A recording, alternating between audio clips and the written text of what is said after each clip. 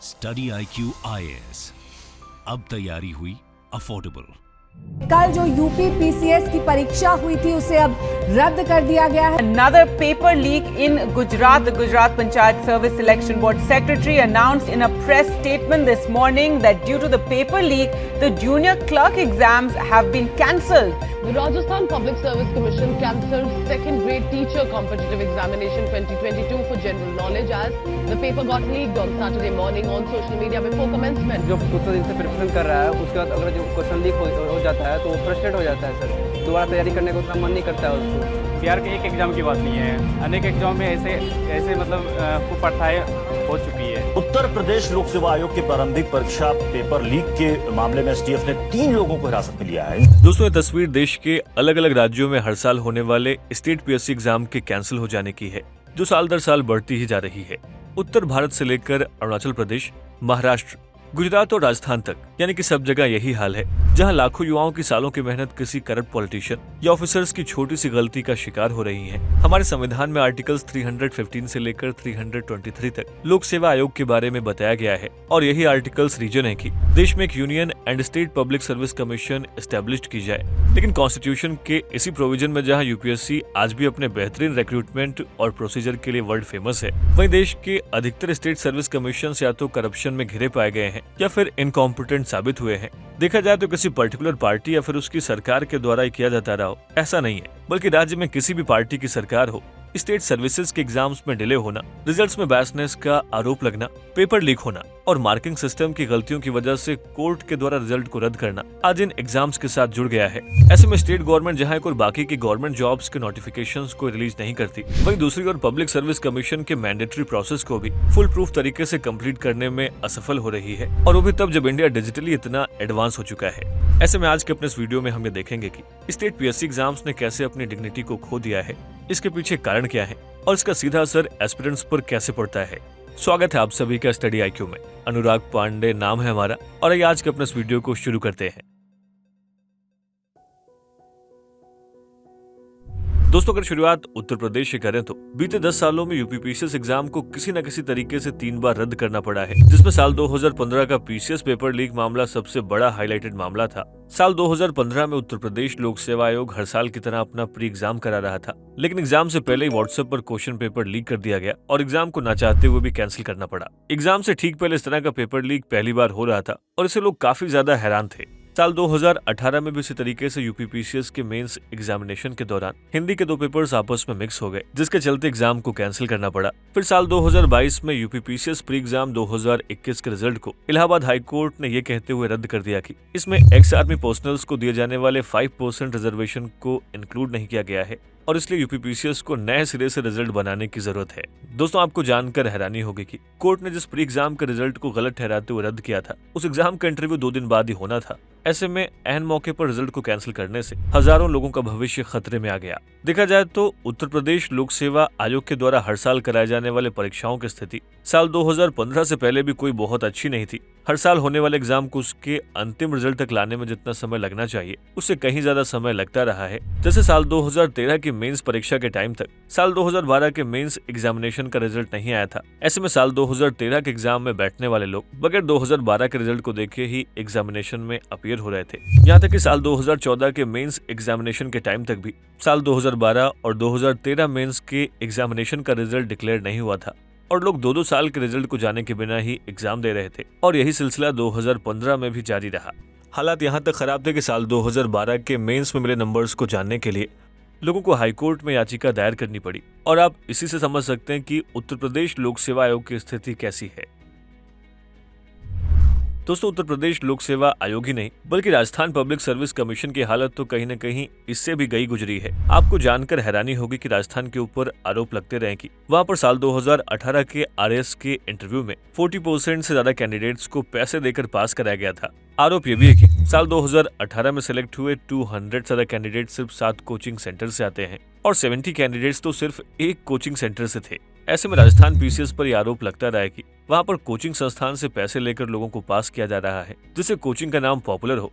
और चौंकाने वाली बात यह है कि ये सारे आरोप सच साबित हुए हैं। साल 2021 में राजस्थान के एंटी करप्शन ब्यूरो ने अजमेर से एक आरपीएससी के जूनियर अकाउंटेंट को पकड़ा जो 25 लाख रुपए में इंटरव्यू में ज्यादा मार्क्स दिलाने का वादा कर रहा था। दोस्तों, करप्शन के अलावा राजस्थान पीसीएस में एक और बड़ी दिक्कत यह है कि यहाँ सेलेक्ट होने वाले कैंडिडेट का कोई फिक्स क्राइटेरिया या मिनिमम पासिंग मार्क नहीं होता है। आरएएस के एग्जाम में अपीयर होने वाले कई स्टूडेंट्स का सिर्फ 10% मार्क्स होने के बावजूद भी उन्हें क्वालिफाइड मान लिया गया है, और ऐसा सिर्फ इसलिए हुआ क्योंकि वो अपने रिजर्वेशन कोटा में आने वाले कट ऑफ को पार कर रहे थे। ऐसे में अगर 200 नंबर्स का मेंस एग्जाम होता है और उसमें कोई 20 नंबर्स हासिल करता है तो भी कट ऑफ में आने पर उसे क्वालिफाइड मान लिया जाएगा। और दोस्तों, आप ही सोचिए, ऐसे क्वालिफाइड ऑफिसर्स स्टेट को कैसे चलाएंगे। राजस्थान के बाद अगर बात मध्य प्रदेश लोक सेवा आयोग की करें तो यहाँ पर भी पेपर कैंसिल से लेकर पेपर लीक और गलत क्वेश्चन का आना आम बात है। जून 2014 में एमपीपीएससी के सॉल्व्ड क्वेश्चन पेपर्स एग्जाम से पहले ही 50 लाख से 1 करोड़ के बीच में बिक रहे थे, जिसे दिल्ली बेस्ड कुछ लोग एमपी के अपने एजेंट्स के साथ मिलकर कर रहे थे। और जब ये लोग पुलिस की नजर में आए तब कहीं जाकर पकड़े गए। लेकिन पॉसिबल है कि ये काम कई सालों से किया जाता रहा हो, बस पुलिस की निगाह इस पर देर से पड़ी हो। ऐसे में नकल के आरोप मध्य प्रदेश लोक सेवा आयोग पर सालों से लगते आए हैं। देखा जाए तो गवर्नमेंट एग्जाम्स में चीटिंग कराने के लिए मध्य प्रदेश की पहले ही बदनामी हो चुकी है, जो कि व्यापम जैसे बड़े घोटाले के रूप में सामने आया था। इसलिए वहां पॉलिटिकल सपोर्ट से ऐसे रैकेट्स का पाया जाना कोई नई बात नहीं है। चीटिंग के साथ साथ गवर्नमेंट की पॉलिसी भी स्टेट पीसीएस एग्जाम के लिए खतरा बन चुकी है। जैसे 2019 के एमपीपीएससी के एग्जाम को 2022 में हाई कोर्ट के द्वारा रद्द कर दिया गया क्योंकि इसमें रिजर्वेशन के नए रूल के तहत लोअर कास्ट के मेरिटोरियस स्टूडेंट्स को जनरल कैटेगरी में शामिल करने की कोशिश की गई थी। दोस्तों, आप भी समझ सकते हैं कि इससे दिक्कत सरकार को नहीं बल्कि एस्पिरेंट्स को ही हुई होगी। दोस्तों, वीडियो को कंटिन्यू करें उससे पहले आप सभी के लिए एक इम्पोर्टेंट अपडेट। दरअसल आईएएस की तैयारी को और भी अफोर्डेबल एंड कॉम्प्रिहेंसिव बनाने के लिए स्टडी आईक्यू आपके लिए लाया है P2I, that means prelims to interview programme 2024। दोस्तों, इसके जरिए आप प्रीलिम्स, मेंस एंड इंटरव्यू यानी यूपीएससी एग्जाम के तीनों स्टेज की तैयारी एक साथ कर सकते हैं। यूपीएससी सिलेबस को कंसीडर करते हुए इस बैच में आपको लाइव क्लासेस के through basic to advance cover कराया जाएगा। साथ ही mentorship, test series, crash course, notes और बुक्स, ये सब कुछ भी आपको इस बैच में मिल रहा है। CIS live prelims to interview 2024 batch को अगर आप ज्वाइन करना चाहते हैं और आप अनुराग लाइव कूपन कोड का इस्तेमाल करते हैं तो इस बैच की टोटल फीस 45,000 की बजाय आप इसे 29,999 का अवेल कर सकते हैं। इस बैच से रिलेटेड अधिक जानकारी के लिए आप स्क्रीन पर दिए गए नंबर पर कॉल कर सकते हैं या फिर वीडियो के डिस्क्रिप्शन बॉक्स में दिए गए कोर्स से रिलेटेड PDF को भी डाउनलोड कर सकते हैं।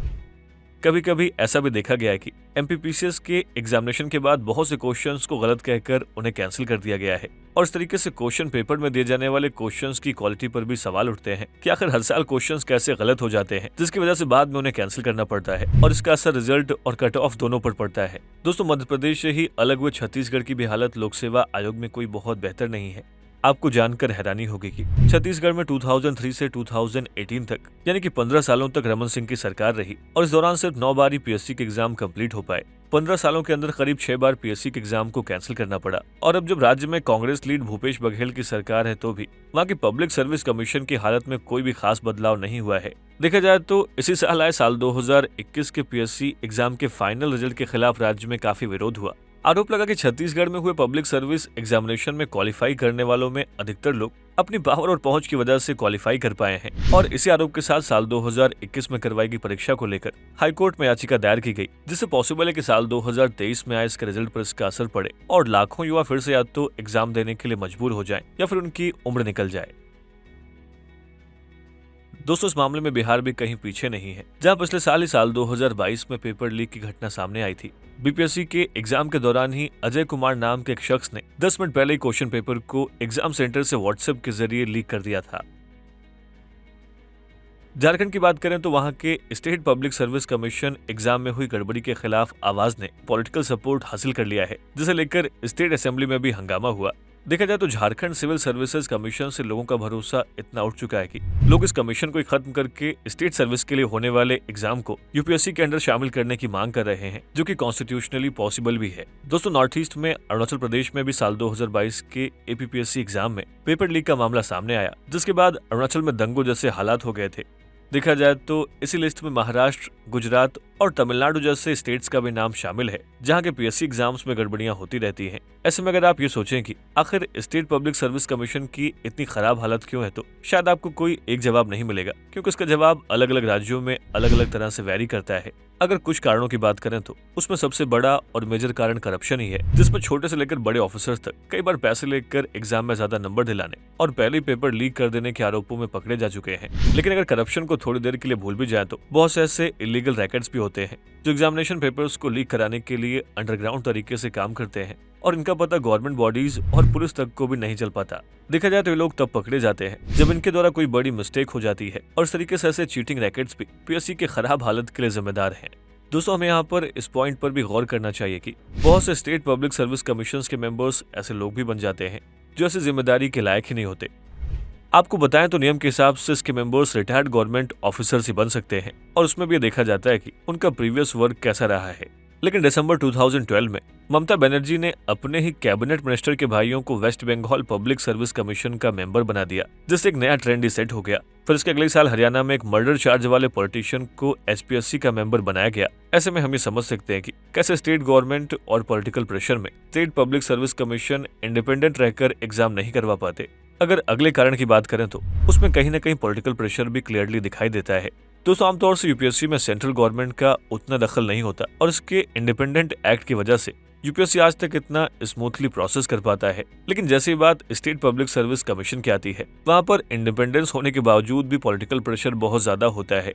देखा जाए तो पॉलिटिशियंस के दबाव की वजह से स्टेट सर्विस कमीशन एग्जामिनेशन को उतने स्ट्रिक्टली कंडक्ट नहीं करवा पाते।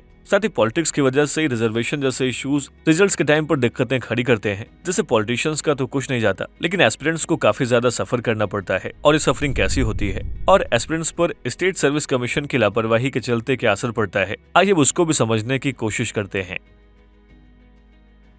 दोस्तों, साल 2020 में केरला के तिरुवनंतपुरम में रहने वाले 28 साल के एक युवक ने पब्लिक सर्विस कमीशन एग्जाम में 77th रैंक हासिल की थी, लेकिन उसके बावजूद भी उसे कोई जॉब नहीं मिल रही थी और जॉब न मिलने के चलते उसने सुसाइड कर लिया। देखा जाए तो ये सिर्फ एक एग्जाम्पल है, ऐसे न जाने कितने और एग्जाम्पल आपको मिल जाएंगे जहाँ कैंडिडेट्स गवर्नमेंट एग्जाम्स का सालों तक इंतजार करते हैं, उसके बाद एग्जाम का फॉर्म भरते हैं, एग्जाम देते हैं और फिर उन्हें पता चलता है कि पेपर लीक हो जाने, रिजल्ट में गड़बड़ी हो जाने या फिर किसी और दिक्कत की वजह से उनका एग्जाम कैंसिल हो गया है और एक बार उन्हें फिर से एग्जाम में अपीयर होना पड़ेगा। दोस्तों, ऐसी सिचुएशन में कई बार लोग अपना होप खो देते हैं और उनके पास सुसाइड के अलावा कोई और ऑप्शन नहीं बचता। इसलिए जिस तरीके से स्टेट पीसीएस में गड़बड़ियां हो रही हैं, ये सभी कहीं न कहीं उन लाखों युवाओं के भविष्य को संकट में डाल रहे हैं जो सालों से इन एग्जाम्स की तैयारी करते आ रहे थे। पीएससी एग्जाम की बात करें तो अधिकतर कैंडिडेट जो इस एग्जाम में अपीयर होते हैं वो कहीं न कहीं से यूपीएससी के अल्टरनेटिव के तौर पर देखते हैं। ऐसे में यूपीएससी की प्रिपरेशन कर रहे स्टूडेंट्स कुछ साल पहले यूपीएससी को अपना टारगेट मानते हैं, लेकिन वहां सक्सेसफुल नहीं होने के बाद उनके पास स्टेट पीएससी का ऑप्शन बचता है। ऐसे में जहां यूपीएससी अपने स्ट्रिक्ट और बेहतरीन एग्जाम प्रोसीजर और टाइम से रिजल्ट देने के लिए जानी जाती है, वहीं जब ये स्टूडेंट्स पीएससी एग्जाम में अपीयर होते हैं तो सबसे ज्यादा दिक्कत तो उन्हें रिजल्ट्स में डिले से होती है, जिसके चलते उन्हें कई बार बिना रिजल्ट्स को जाने 2 से 3 बार एग्जाम देना होता है और इससे न सिर्फ उनके पीक एज का टाइम खराब होता है बल्कि उनका मोरल भी डाउन होता है। साथ ही उनके अंदर धीरे धीरे इन्फीरियरिटी भी पैदा होने लगती है और उन्हें लगने लगता है कि वो अब कुछ भी नहीं कर पाएंगे। ऐसे में जब एस्पिरेंट्स जॉब खोजने के लिए प्राइवेट सेक्टर में जाते हैं तो वहाँ पर स्किल्स की बहुत जरूरत होती है, लेकिन अपनी इन्फीरियरिटी और लो स्किल्स की वजह से वहाँ भी उनकी ग्रोथ नहीं होती। और इस तरीके से देखा जाए तो किसी एस्पिरेंट के द्वारा गवर्नमेंट एग्जाम की शिद्दत से तैयारी उसे बाकी दुनिया से अलग कर देती है, जिससे उनकी एक्चुअलिटी तो बढ़ जाती है कि उन्हें सरकारी जॉब ही करना है, लेकिन उनका पोटेंशियल पूरे तरीके से खत्म हो जाता है। दोस्तों, अगर इसके साइकोलॉजिकल इफेक्ट्स की बात करें तो जॉब ना मिलने की कंडीशन या फिर एग्जाम कैंसिल होने की कंडीशन में बढ़ते प्रेशर से उनकी मेंटल हेल्थ भी खराब हो जाती है, जिसे एनसीआरबी का एक डेटा प्रूव भी करता है। एनसीआरबी के साल 2018 के डेटा के मुताबिक बेरोजगारी की वजह से हर दिन देश में 10 लोग सुसाइड कर लेते हैं और इस अनएम्प्लॉयमेंट के लिए गवर्नमेंट जॉब्स कितने जिम्मेदार है ये शायद आपको भी बहुत अच्छे से मालूम है। अगर इसके इकोनॉमिक इफेक्ट की बात करें तो आज देश भर में बहुत से ऐसे शहर हैं जहां पर एग्जाम प्रिपरेशन कराने वाले इंस्टीट्यूट्स अपने एडवर्टाइजमेंट की वजह से पॉपुलर हो गए हैं और ऐसे इंस्टीट्यूट्स के पास जाकर रहना बहुत ही महंगा होता है क्योंकि यहाँ पर डिमांड बहुत ही हाई होती है। दोस्तों, स्क्रॉल के एक सर्वे में पता चला है कि ऐसी कोचिंग्स में पढ़ने वाले एस्पिरेंट्स का एवरेज प्रिपरेशन टाइम करीब 3 साल 3 महीने का होता है, लेकिन अगर आप टोटल टाइम को देखेंगे तो ये इससे भी ज्यादा होता है क्योंकि कुछ सालों बाद लोग आमतौर से कोचिंग छोड़ देते हैं और सेल्फ प्रिपरेशन करते हैं, जिससे पॉसिबल है कि नंबर 5 साल के ऊपर जाए। अब इन 5 सालों में लाखों ऐसे लोग हर साल अपने ऊपर लाखों रुपए सिर्फ गवर्नमेंट एग्जाम में क्वालिफाई होने के लिए खर्च करते हैं, जिसमें से सबको जॉब नहीं मिलना तो तय ही है। ऐसे में जब एग्जाम में धांधली और डिले होता है तो जिसे जॉब मिलनी भी चाहिए थी उसे भी नहीं मिल पाती। साथ ही ऐसी कंडीशन में एस्पिरेंट्स के घर की इकोनॉमिक हालत भी खराब हो जाती है, जिसे संभालने के लिए अंत में एस्पिरेंट्स के पास और इंतजार करने का समय नहीं होता और वो कोई छोटी मोटी जॉब करने के लिए मजबूर हो जाते हैं। देखा जाए तो इस तरीके से उनके ऊपर किया गया लाखों का इन्वेस्टमेंट भी डूब जाता है, जो कि फैमिली के लिए एक इकोनॉमिक लॉस के अलावा और कुछ नहीं। आपने भी देखा या सुना होगा कि सिर्फ एक खोखले सपने के जो कहीं न कहीं पेरेंट्स के इस डायलॉग से शुरू होती है कि एक बार सरकारी नौकरी लग जाए बेटा, फिर तुम्हारी लाइफ सेट हो जाएगी। Department of personal and training के रिपोर्ट के मुताबिक साल 2014 से साल 2023 तक देश के लगभग 22 करोड़ एस्पिरेंट्स ने सेंट्रल गवर्नमेंट जॉब्स के लिए अप्लाई किया था। लेकिन आपको जानकर हैरानी होगी कि अब तक सिर्फ 7.22 लाख एप्लीकेंट्स को गवर्नमेंट जॉब मिल पाई है। और इसी से आप ये समझ सकते हैं गवर्नमेंट जॉब के लिए लोगों का एस्पिरेशन बढ़ता जा रहा है। लेकिन इस अंधी दौड़ में हमें रैशनल माइंडसेट के साथ प्रिपरेशन करने की जरूरत है। दोस्तों, आज भारत भले एक युवा देश के नाम से जाना जाता है, लेकिन जिस तरह देश के युवा सालों साल सिर्फ गवर्नमेंट एग्जाम के प्रिपरेशन में बिता रहे हैं और उसके बाद उन एग्जाम्स में होने वाली दिक्कतों की वजह से उनकी उम्र बीतती जा रही है, उससे ना तो देश को कोई फायदा हो रहा है, ना ही उन युवाओं को, बल्कि इसके उलट सोशल, मेंटल और इकोनॉमिक लेवल पर उन्हें एक्स्ट्रा बर्डन सहना पड़ रहा है, जिससे उनकी प्रोडक्टिविटी और नए स्किल्स को डेवलप करने की एबिलिटी खत्म होती जा रही है। और इसी के चलते हम इतनी बड़ी यूथ पॉपुलेशन का इस्तेमाल चाइना की तरह अपनी तरक्की में नहीं कर पा रहे हैं। आज हमारे देश में गवर्नमेंट एग्जाम एक ट्रैप की तरह बन गया है, जिसमें घुसना तो आसान है, लेकिन उसमें सक्सेसफुल होकर बाहर निकलना बहुत ही मुश्किल है। और ये मुश्किलात तब और बढ़ जाती है जब ये government exams state public service commission के द्वारा ऑर्गेनाइज कराए जा रहे हों। ऐसे में जरूरी है कि सरकार अगर बहुत ज्यादा जॉब वैकेंसीज को डेवलप नहीं कर पा रही है तो कम से कम हर राज्य में होने वाले गवर्नमेंट एग्जाम्स की ट्रांसपेरेंसी को बढ़ाए, जिससे उसमें किसी भी तरीके के पॉलिटिकल इंटरफेरेंस, करप्शन और किसी इलीगल रैकेट की वजह से युवाओं का भविष्य ना खराब हो। दोस्तों, आपकी इस मुद्दे पर राय क्या है, हमें इस वीडियो के कमेंट बॉक्स में जरूर लिखें। स्टडी IQ IAS, अब तैयारी हुई अफोर्डेबल।